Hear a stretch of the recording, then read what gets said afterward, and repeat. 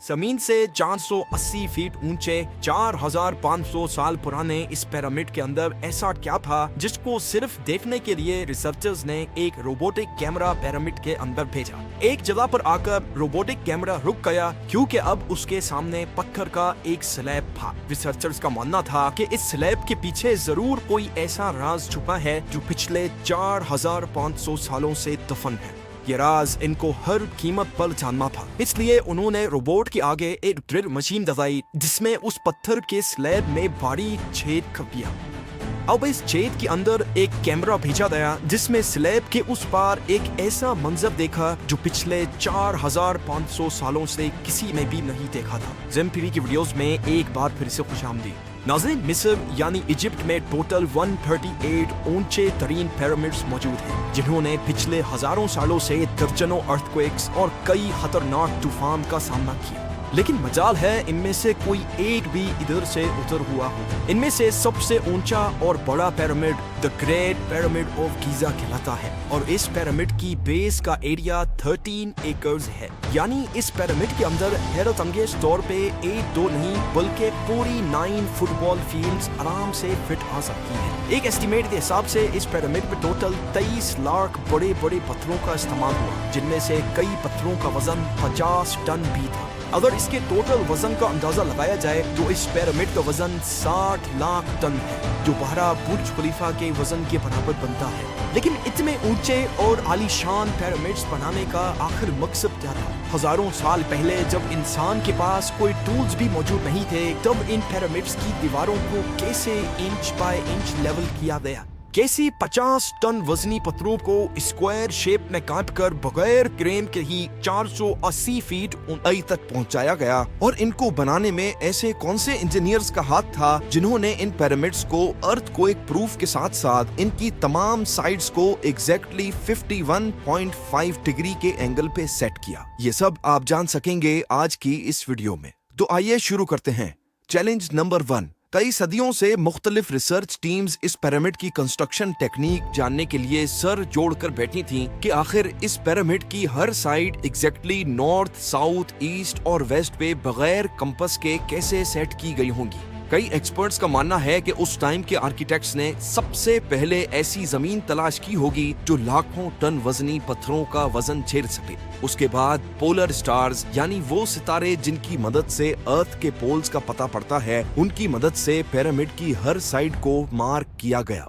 ना कोई कंपास और ना ही कोई ऑप्टिकल इंस्ट्रूमेंट, सिर्फ इस बेसिक टेक्निक से हजारों साल पहले इस पिरामिड की डायरेक्शन सेट की गई और वो भी 0 एरर्स के साथ। Challenge number 2।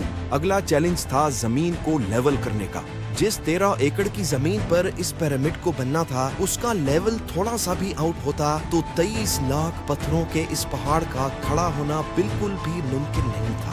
अब इस जमीन को लेवल करने के लिए उस टाइम के इंजीनियर्स के पास ना ही लेजर लेवलर था और ना ही बबल लेवल। एक्सपर्ट्स का मानना है कि कंस्ट्रक्शन साइट की चारों साइड्स पर खड्डा करके उसमें पानी डाला गया होगा और फिर एक साइड के पानी के लेवल से दूसरे साइड के पानी के लेवल को मैच किया गया होगा। जो जमीन का हिस्सा पानी के लेवल से मैच नहीं कर रहा होगा उसको छेनी और हथौड़ों की मदद से काट कर लेवल किया गया होगा। कई एक्सपर्ट्स का मानना है कि एंशिएंट इजिप्शियंस ने इस सिंपल टूल का भी इस्तेमाल किया जिसकी दोनों साइड्स पे लकड़ियां और उसके ठीक सेंटर पे एक रस्सी से पत्थर बंधा हुआ है। अगर पत्थर जमीन से टच हो गया और उसकी रस्सी ठीक सेंटर लाइन पे आ रही होगी तो इसका मतलब है कि बीच की जमीन परफेक्टली लेवल्ड है।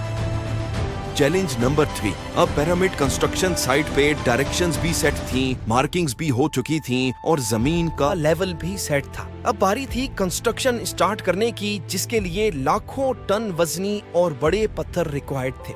लेकिन ये पत्थर काटने के लिए ना ही उनके पास ग्राइंडर थे और ना ही जैक हैमर्स। लेकिन फिर भी उन्होंने 50 टन वजनी पत्थर काटे भी और उनको स्क्वायर या रेक्टेंगल शेप भी दिया। लेकिन आखिर किसकी मदद से?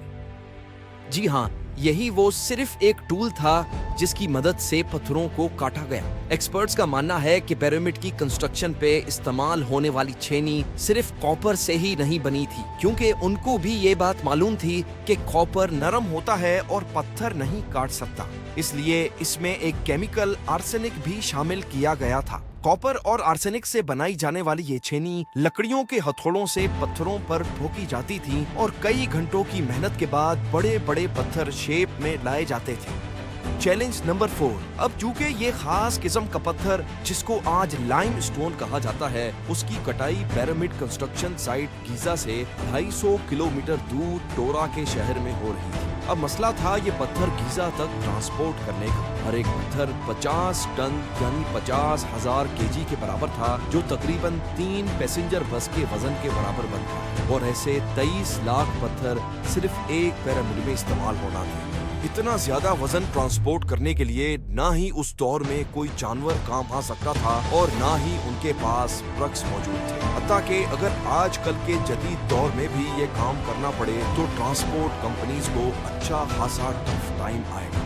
हैरत अंगेज तौर पे ये काम वर्कर्स और कश्तियों की मदद से किया गया। जी हाँ, टोरा और गीजा के दरमियान मौजूद रिवर का फायदा उठाया गया और बड़ी बड़ी कश्तियों में पत्थर लाद कर पिरामिड साइट पर पहुंचाए गए। एक्सपर्ट्स का मानना है कि ये काम इतना आसान नहीं था। शिप्स में इतने बड़े पत्थर की लोडिंग और अनलोडिंग में कम से कम भी 500 मजदूरों की आर्मी एक ही वक्त में लगाई गई होगी। Challenge number 5। जो एक्सपर्ट्स की टीम्स पिरामिड की कंस्ट्रक्शन पर रिसर्च कर रही थीं, उनको अब अपने कई सवालों के जवाब मिल चुके थे। लेकिन एक बात उनको हर वक्त सता रही थी कि लाइमस्टोन कट भी गए, ट्रांसपोर्ट भी हो गए और कंस्ट्रक्शन के दौरान एक के ऊपर एक लगना भी शुरू हो गए। मसला ये था कि पत्थर इतनी ऊंचाई तक आखिर पहुंचाए कैसे गए होंगे। कई एक्सपर्ट्स का मानना है कि पिरामिड की कंस्ट्रक्शन से पहले ही ये प्लान कर लिया गया था। या तो ये स्पाइरल ट्रैक के जरिए ऊपर गए होंगे, ऊपर मजदूरों की आर्मी की मदद से ही खींच कर गए होंगे। Challenge number 6। बात सिर्फ लाखों मजदूरों छेनी हथौड़े से लाइमस्टोन काटने और इतने बड़े पत्थरों को ट्रांसपोर्ट करने की ही नहीं थी। इस पिरामिड के अंदर कंपार्टमेंट्स, उनके अंदर जाने का रास्ता और कई छोटी छोटी सुरंगें भी बनाई गई थी। बाकी सब चीजें तो ठीक थीं, लेकिन एक चीज एक्सपर्ट्स को हैरान कर भी, और वो ये थी कि अंदर के कंपार्टमेंट्स में जो पत्थर इस्तेमाल हुआ था वो लाइमस्टोन नहीं बल्कि ग्रेनाइट था। जी हाँ, ग्रेनाइट एक ऐसा पत्थर है जो डायमंड के बाद दुनिया का सबसे सख्त तरीन स्टोन माना जाता है। आजकल के मॉडर्न दौर में भी ग्रेनाइट बड़े बड़े ग्राइंडर्स की मदद के सिवा काटा ही नहीं जा सकता। दुनिया भर से कई आर्कियोलॉजिकल एक्सपर्ट्स को पिरामिड का विजिट भी करवाया गया, लेकिन किसी को भी इस बात का सुराग नहीं मिला कि 4500 साल पहले इजिप्शियंस ने ग्रेनाइट जैसे ठोस पत्थर को इतनी सफाई से कैसे काटा था। आखिरकार कई सालों के बाद एक्सपर्ट्स ने इस मिस्ट्री को भी सॉल्व कर दिया। इजिप्शियंस ने ग्रेनाइट को इतनी सफाई से एक ऐसे आरे से काटा था जिसके दांत ही नहीं थे। जी हाँ, बगैर दांतों वाले इस आरे के दोनों साइडों पर वजन डालकर इसको ग्रेनाइट पर चलाया जाता था और बीच में बजरी डाली जाती थी। एक्सपर्ट्स का मानना है कि इस तरीके से इतने बड़े पत्थर को काटने में 4 महीनों का वक्त लग जाता था। आखिरकार पिरामिड्स बनाने का मकसद क्या था? इन पिरामिड्स को बनाने में कितने मजदूर एक ही वक्त में काम करते थे? और रोबोटिक कैमरा ने जब पिरामिड के अंदर पत्थर के स्लैब में सुराख किया तो उसके अंदर वो कौन सा मंजर देखा गया जो पिछले 4500 सालों से किसी ने भी नहीं देखा था? ये सब और इससे भी ज्यादा आप जान सकेंगे इस वीडियो के पार्ट 2 में। आप लोगों के प्यार भरे कमेंट्स और लाइक्स का बेहद शुक्रिया। मिलते हैं वीडियो के